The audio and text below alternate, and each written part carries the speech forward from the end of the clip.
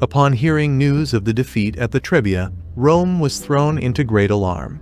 However, the arrival of Sempronius to oversee the consular elections helped to restore calm. Gnaeus Geminus and Gaius Flaminius were chosen as consuls-elect, after which Sempronius returned to Placentia to complete his term until 15 March.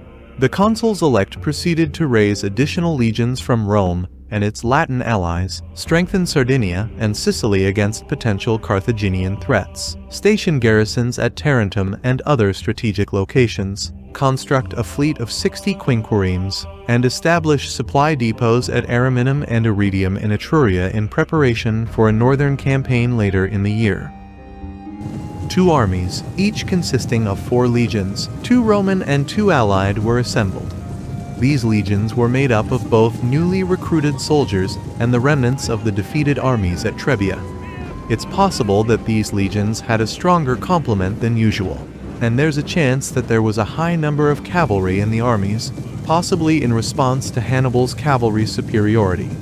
Geminus' army reportedly included at least 4,000 horsemen, a notably high proportion for a Roman army, likely consisting mainly of allies. Despite their previous losses, the Romans fielded 22 legions in 217 BC, 10 more than in 218 BC. The Gallic tribes in Cisalpine Gaul acknowledged the Carthaginians as the dominant force and provided abundant supplies and recruits to Hannibal's camp. When the new campaigning season started in the spring of 217, Hannibal had 2 choices.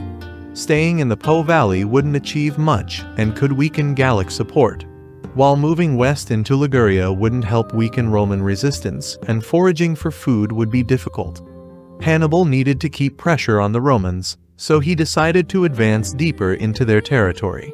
There, his soldiers could get food from enemy fields, collect plenty of loot, and victories would be more troubling to the Romans and could encourage their Italian allies to defect. The direction he took had to consider the Apennine Mountains, a solid barrier that cuts the peninsula in 2. Hannibal could either move east to the sea and advance down the Adriatic coast into Picenum, or go south to the passes of the Apennines and then swing west into Etruria. The Senate was aware of these options and placed one consul in a position to oppose each threat. Geminus moved to Ariminum to cover the eastern coast, while Flaminius went to Iridium to cover the various passes over the Apennines. Hannibal started moving when spring arrived, making it easier for his army to find food. He chose to go through the mountains into Etruria because the area could provide for his soldiers, and it would also allow him to pose a more direct threat to Rome. He crossed the Apennines, probably through the Paretta or Colline Pass, and pushed through the flooded marshes around the river Arno, which had swollen from the winter rains. His most disciplined infantry, the fast-moving Africans and Spanish, led the way with the baggage train, setting a fast pace that the Celtic warriors found difficult to keep up with. Hannibal's cavalry brought up the rear and urged along the Gallic stragglers. It took 3 days and nights to get through the marshes, and the army suffered a lot during this time. The men found it hard to rest on the muddy ground, and some had to sleep on pack saddles or the bodies of the many baggage mules that collapsed and died during the journey. Hannibal himself suffered badly from eye inflammation, eventually losing the sight in one eye, due to the lack of proper treatment. Flaminius quickly responded as the Carthaginian had predicted. As soon as he realized that the Punic army had passed him and was destroying the land of Rome's allies, he marched out of Iridium to chase them. Despite advice from his senior officers and a series of bad omens, such as his horse throwing him and the standard bearers struggling to pull the standards free from the ground, Flaminius pressed on. Some officers may have suggested waiting for reinforcements from his colleague, as Flaminius' soldiers were significantly outnumbered by the enemy. As the Roman army marched south, it passed through the area that had been devastated by the enemy. This was a major blow to Roman pride, as it was humiliating for an enemy to ravage the land without any resistance from the Roman army. The Roman army was mainly made up of rural people and commanded by landowners, who held the defense of their community's land as their highest duty. When the enemy openly ignored the Roman army and freely plundered the land, it was seen as a direct challenge to Roman might. Few, if any, states in the ancient world could resist such a challenge without admitting their own weakness, and the Romans were no exception, especially since they still believed in the superiority of their infantry despite the defeat at Trebia. In early June, Flaminius and his army hurried to catch up with the enemy. Many Romans believed that the Carthaginians were fleeing because they were afraid of Roman strength. The Roman column grew as volunteers joined, expecting an easy victory and carrying chains to use on prisoners. Hannibal continued south, deliberately provoking the Romans with his brutal actions. The Romans pursued so quickly that they couldn't conduct proper reconnaissance. The Carthaginians bypassed the Roman garrison city of Cortona and on June 20th marched along the north shore of Lake Trasimene. Here Hannibal decided to turn and fight, pitching a camp at the far end of the line of hills.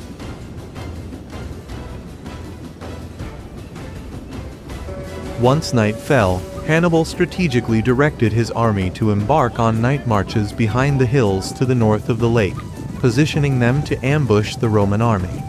Night marches are known to be challenging, often resulting in units getting lost in the dark or alerting the enemy. Despite the challenges associated with night marches, the Carthaginians adeptly navigated the difficult terrain, ensuring that their troops remained concealed from the enemy's view as dawn broke. The cavalry took their place on the flank nearest to the Romans, poised to maneuver behind the enemy column once it had entered the defile, cutting off their retreat. The Celts held the center, while the African and Spanish foot soldiers secured the left flank near the Punic camp. Positioned to the left of these troops, the javelin skirmishers and Balearic slingers were ready to block the defile's exit. Flaminius' army was ready to move at dawn on the 21st, expecting to engage with the enemy that day. The morning was misty, so the line of hills was mostly hidden. It's possible that Flaminius could see the Punic camp at the far end of the defile. He may have organized his army into 3 columns to approach the enemy, but our sources are unclear. The width of the level ground between the hills and the lake in the 3rd century BC would have influenced their formation. If the army had been in a single column, it would have stretched for at least 5 miles, making it unlikely for the whole force to fit into any potential ambush position. Flaminius didn't send out scouts, as it was unusual for Roman armies at that time to thoroughly survey their route. They usually assumed that any visible threat in daylight would be clear from a distance. As the Roman army advanced alongside the lakeside, Hannibal's prepared soldiers demonstrated exceptional discipline. It was only when the Roman vanguard, typically consisting of Roman and allied cavalry, as well as the extraordinary forces preceded by one of the Latin wings, encountered the left flank of the Punic formation, either the skirmishers or the Libyans and Spanish, that Hannibal issued orders for the rest of his army to engage. Subsequently, attacks started descending from all sides. This caused confusion in the Roman army. Due to the heavy mist in the pass and limited visibility, the soldiers could see little, instead hearing enemy war cries and the sounds of battle coming from various directions simultaneously.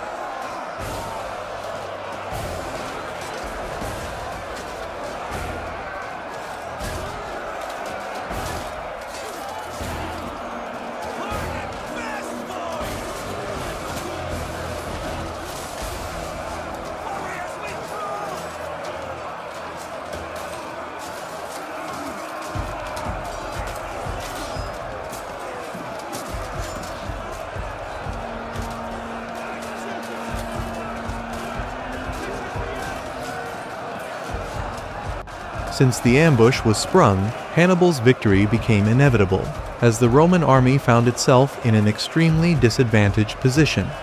However, it took 3 hours of intense fighting before the victory was finally sealed. Although the Romans may have been marching in 3 columns, it was a complex task to reorganize them into an effective fighting formation. At Trasimene, there was little time for such a reorganization, and the officers were uncertain about the directions in which to form the fighting line. Some soldiers panicked and fled, while others, led by their centurions or tribunes, stood their ground with the characteristic determination of Roman soldiers. The fiercest fighting occurred in the center, where the Gallic warriors sustained heavy losses as they gradually overwhelmed the Roman resistance.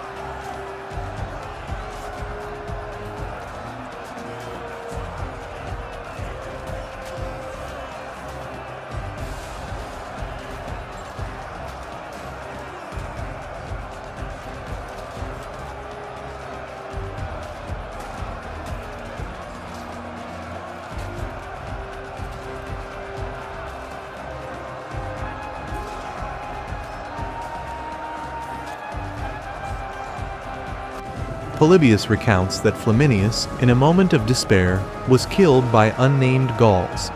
However, Livy, although critical of the consul, portrays a more composed version of events. According to Livy, Flaminius actively encouraged his soldiers and led their resistance, bravely charging to their aid while being the target of relentless enemy attacks, particularly from Hannibal's Gallic allies. Additionally, according to Silius Italicus' epic poem, Flaminius may have further provoked the enemy by wearing a Gallic scalp on his helmet, although this account might be more fiction than fact. Ultimately, a cavalryman named Ducarius killed Flaminius, but the consul's body was saved from desecration by a group of legionaries.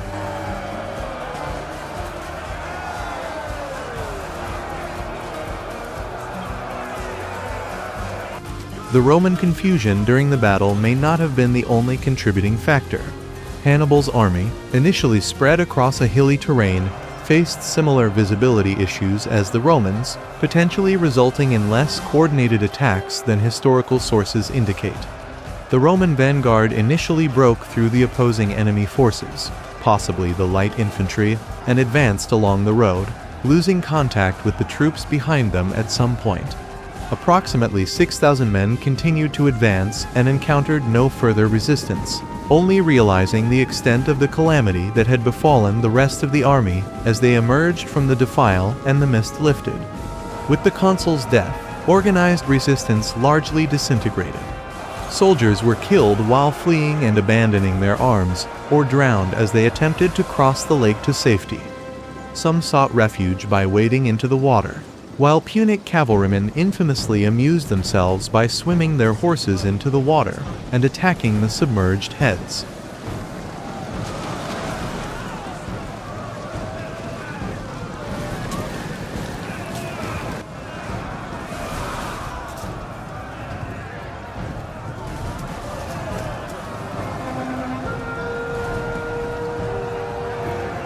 The vanguard decided to press forward instead of turning back and sought refuge in a nearby village. Later that day, Hannibal ordered Maharbal to surround the village with Spanish troops and javelin men. The vanguard surrendered on the condition that they would be spared and allowed to leave with only the clothes on their backs, as recorded by Livy. Hannibal did not agree with the terms of the surrender proposed by his subordinate. The Romans were taken as prisoners, but the allies, who likely made up the majority of the group, were treated well and allowed to return home, with Hannibal assuring them that he was fighting on their behalf against their Roman masters. Fabius Pictor reported that approximately 15,000 Romans were killed in the battle, with around 10,000 men scattered and eventually finding their way back to Rome. It is uncertain whether this number included prisoners, such as the 6,000 men of the vanguard, but according to Polybius, Hannibal captured about 15,000 men. Additionally, he seized a significant amount of loot, particularly military gear. Subsequently, the Libyan infantry were outfitted as Roman legionaries, each receiving armor, a bronze helmet, and an oval shield, although it is unclear whether they also adopted Roman weapons. Hannibal's own casualties were considerably fewer, numbering either 1,500 or 2,500 depending on the source, mostly comprising Gauls, but also including 30 senior officers. Despite the tactical advantages held by the Punic army, a loss of 3 to 5% underscored the fierce resistance put forth by numerous Roman and allied soldiers. Hannibal made efforts to properly bury his own fallen soldiers and officers, and sought to locate the body of Consul Flaminius in order to accord him the same respect, although he was unsuccessful in the endeavor. It is possible that the Insubers disposed of Flaminius' body according to their customs, or that it was lost amidst the numerous casualties, or stripped of armor and clothing by looters, rendering it unidentifiable.